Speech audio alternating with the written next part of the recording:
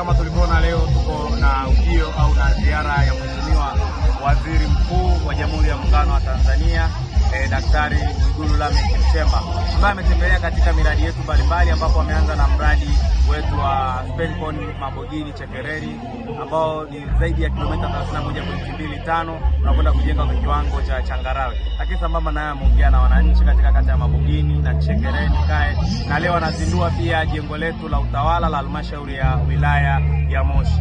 Ugeni wa waziri mkuu ni hamasa kubwa kwa wananchi, na tumeshuhudia katika sehemu mbalimbali alipopita alipoongea na wananchi kata ya Mabogini lakini pamoja na Chekereni. Ujio huu wa waziri mkuu ni hamasa kubwa kwa wananchi, kwa sababu wengi wameweza kuona maendeleo makubwa yaliyofanywa na serikali yetu ya awamu ya 6 chini ya Daktari Samia Suluhu Hassan. Lakini sambamba na hayo, tunaona baadhi ya changamoto ambazo wananchi walizokuwa nazo wamesikilizwa moja kwa moja kwa kwenda kueleza changamoto zao mbele ya waziri mkuu na zimetatuliwa. Kwa mfano, tumeona zaidi ya milioni 416 ambazo walikuwa wanadai vyama vya ushirika kutoka kule Mwika.